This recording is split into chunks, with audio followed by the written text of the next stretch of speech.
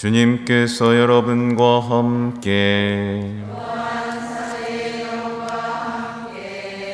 루카가 전한 거룩한 복음입니다.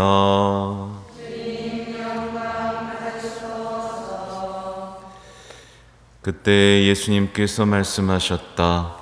불행하여라 너 코라지나, 불행하여라 너 벳사이다야. 너희에게 일어난 기적들이 티로와 시돈에서 일어났더라면 그들은 벌써 자루옷을 입고 재를 뒤집어 쓰고 앉아 회개하였을 것이다. 그러나 심판 때에 티로와 시돈이 너희보다 견디기 쉬울 것이다. 그리고 너 카파르나움아, 내가 하늘까지 오를성 싶으냐? 저승까지 떨어질 것이다. 너희 말을 듣는 이는 내 말을 듣는 사람이고 너희를 물리치는 자는 나를 물리치는 사람이며 나를 물리치는 자는 나를 보내신 분을 물리치는 사람이다. 주님의 말씀입니다.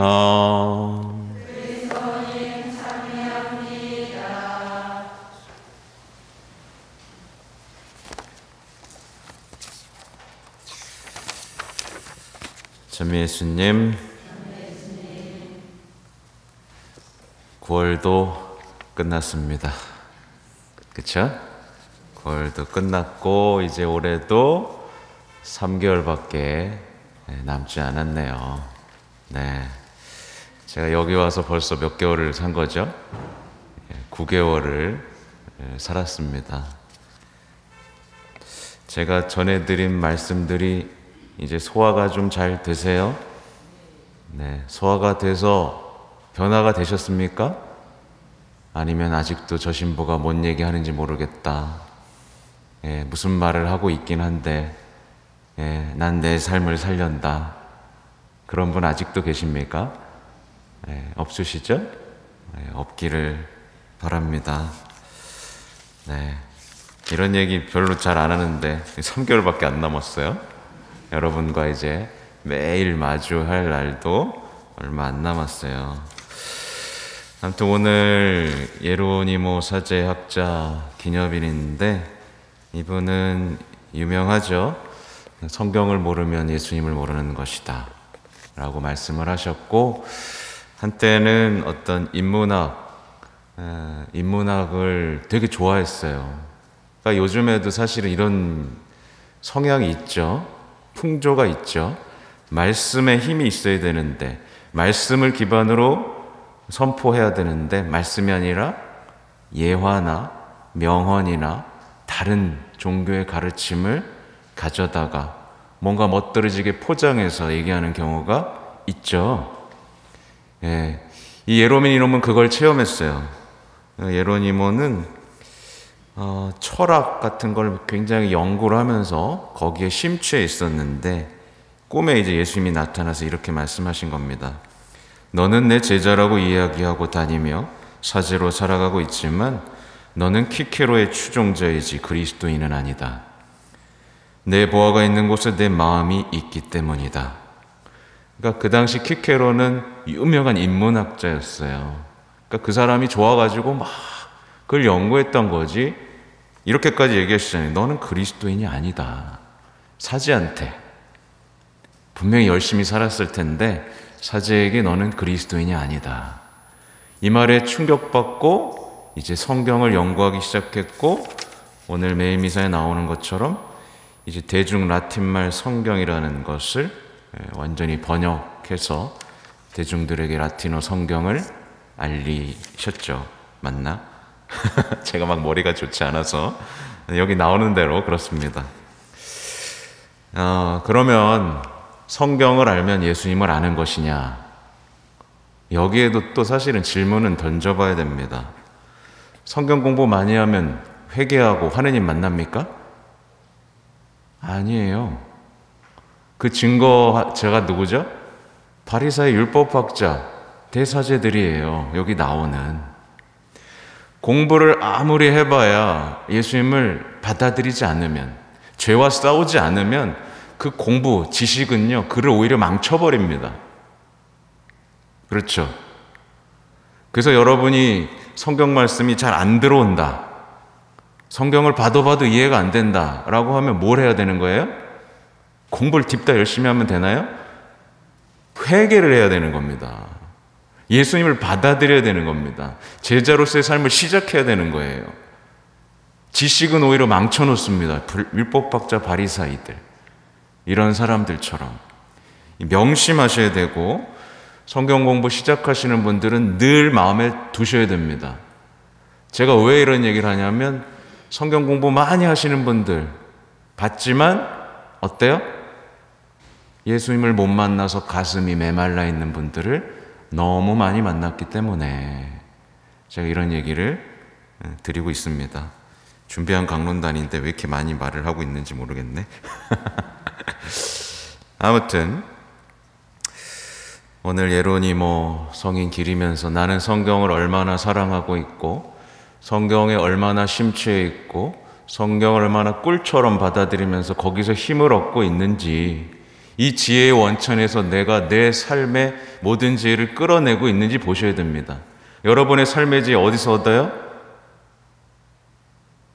KBS 무엇이든 물어보세요, 이런 거에서 얻어요? 네. 오은영 박사의 육아 그런 거에서 얻어요? 네? 유튜브에서 얻습니까? 네. 성경이 여러분의 삶의 지혜의 원천이 되셔야 한다라는 걸 강조를 드립니다. 아무튼 오늘은요, 또다시 욥기입니다. 이제 욥기를 오늘 이제 마무리 할 거예요. 왜냐면 내일이 첫 토요일이기 때문에, 내일은 성모신심 미사 있잖아요, 그죠? 그래서 오늘 욥기를 오늘 마무리 해야 됩니다. 오늘 이제 욥기가 워낙 길다 보니까 띄엄띄엄 나오죠. 사실은 오늘 생략된 부분에 이런 말이 있습니다. 이제 드디어 주님이 입을 여십니다. 폭풍 속에서 말씀하시죠. 지각 없는 말로 내 뜻을 어둡게 하는 이 자는 누구냐? 사내답게 내 허리를 동요매어라. 너에게 물을 터이니 대답하여라. 라고 이제 주님께서 나타나셔서 대답해 주시기보다는 질문을 던지는 장면이 나옵니다. 이게 욥기 38장 2절에서 3절까지의 내용이에요. 다시 한번 반복드리지만, 많은 그리스도인이요, 그리고 세상의 많은 이들이 내가 왜 이런 고통을 겪어야 되지? 라고 의문을 품죠. 그리고 자신의 고통, 세상의 부조리, 세상의 불의를 따지면서 불평과 괴로움 속에서의 삶을 지속해 나갑니다. 여기서 못 벗어나는 사람 굉장히 많죠. 왜요? 하면서. 그렇게 하는 경우는 결국에 어떤 결론에 이르죠? 거의 100% 신에게 문제가 있다라는 결론을 내립니다. 네. 신에게 문제가 있구나. 신이 문제가 있어. 인간 중심주의 사고, 신에 대해서는 생각해보지 않고 자기들의 행복과 자기들의 자유만 생각하는 거죠. 인간 중심적인 사고, 개인주의에 사로잡힌 사람들은요, 결국에는 어떤 생각을 갖고 사냐면, 난 죄가 없어. 제 죄 때문에 내가 고통스러운 거야. 그러니까 나는 무죄함을 주장하고 타인의 탓을 하면서 늘 생각하면서 살게 되죠. 늘 같은 패턴입니다. 고통스럽고 불행할 때마다 나는 죄가 없는데 죄 때문이야. 죄를 왜 안 고쳐주는 거야, 주님은? 이런 게 계속 같은 패턴입니다. 빠져나오질 못해요. 그러니까 늘 해결할 수 없는 문제, 부조리에 짓눌려서 매일매일 하나님 탓하고 배우자 탓하고 자식 탓하면서 결국에 하나님의 부르짖으면서 하나님을 어떻게 하려고 해요? 하나님을 가르치려고 듭니다. 하나님을 가르치려고 들고 하나님을 길들이려고 하고, 이런 시도들을 하게 돼요. 이런 기도하는 사람 생각보다 많습니다. 왜 안 해주십니까? 라고 하면서.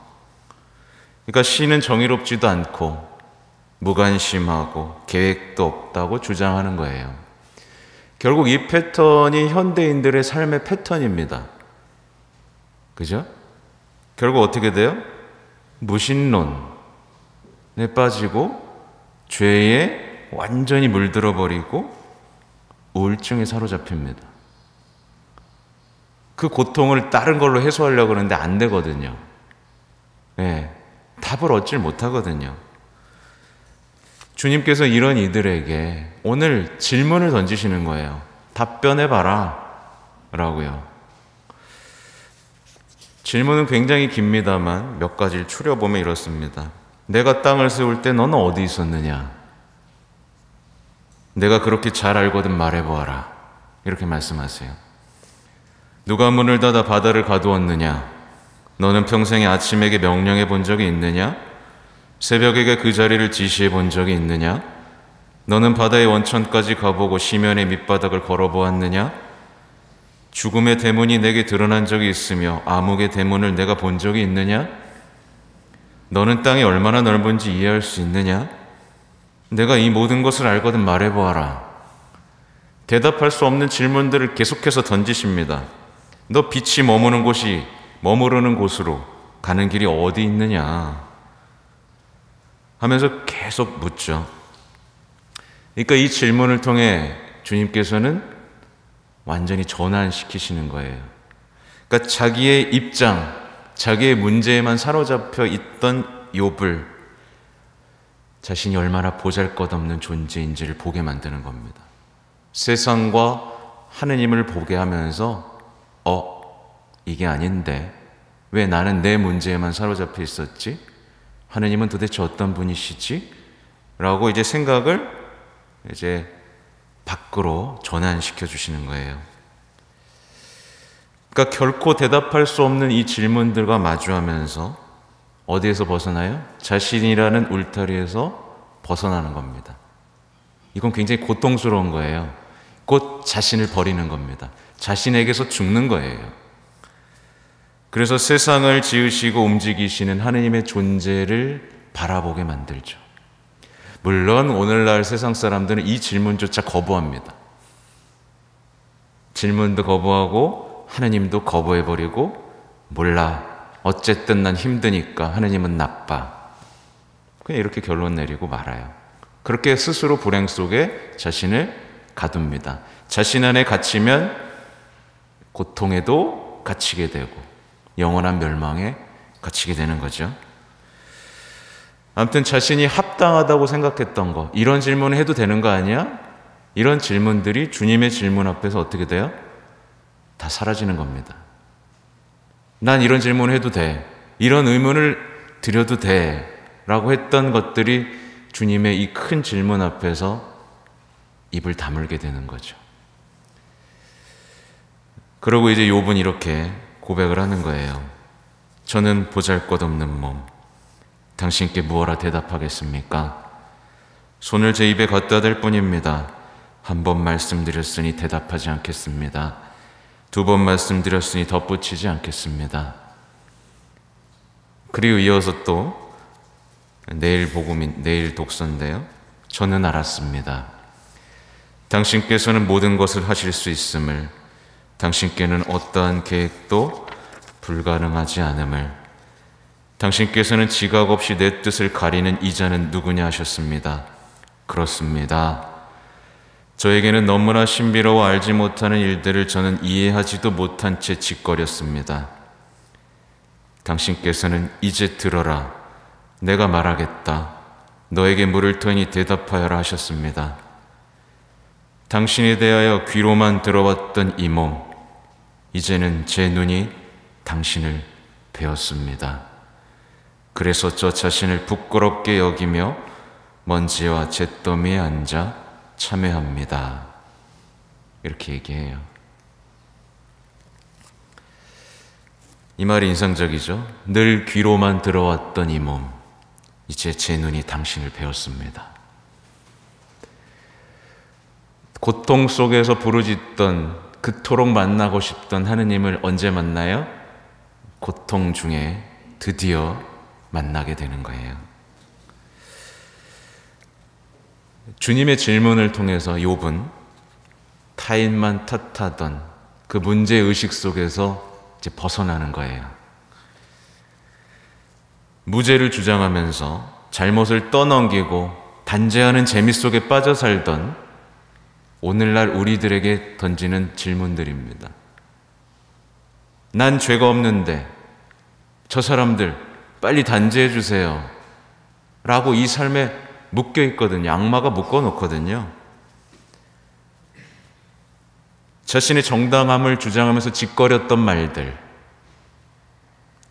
부끄럽게 여기면서 참회하는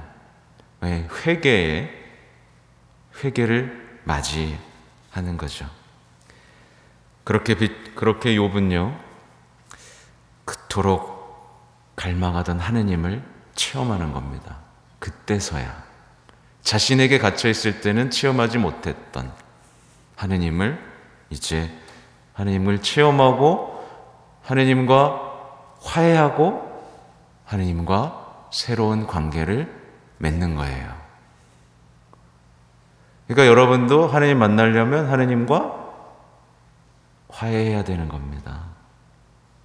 내 생각과 계획이 얼마나 작고 보잘것없는지를 알면 우리는 회개하고 화해하고 새로운 관계를 맺을 수 있겠죠. 화답송도 그런 내용입니다. 주님, 당신은 저를 살펴보시고 잘 아시나이다. 다 아신다는 겁니다. 그죠? 당신이 나를 만드셨다고, 그죠? 고백을 하고 있죠. 욥기의 이제 마무리에 왔는데, 하느님은요, 잘 보세요. 하느님은 고통의 이유에 대해서 설명해 주지 않으십니다. 결국엔. 그쵸? 고통의 이유에 대해서 너는 이래서 고통받은 거야 라고 설명하지 않으십니다. 예수님은 어때요? 예수님은 설명하기는커녕 고통으로 초대하시죠. 그렇죠? 십자가에서 우리를 고통으로 초대하고 계시죠. 이유를 설명하지 않으십니다. 근데 우리는 이제 알죠. 어느 정도 그 지혜의 빛을 받아 우리가 왜 고통받아야 되는지 이제는 조금은 알고 있습니다. 또 욥은 무슨 얘기를 하나요? 욥기에서 우리가 바랬던 거 뭐예요?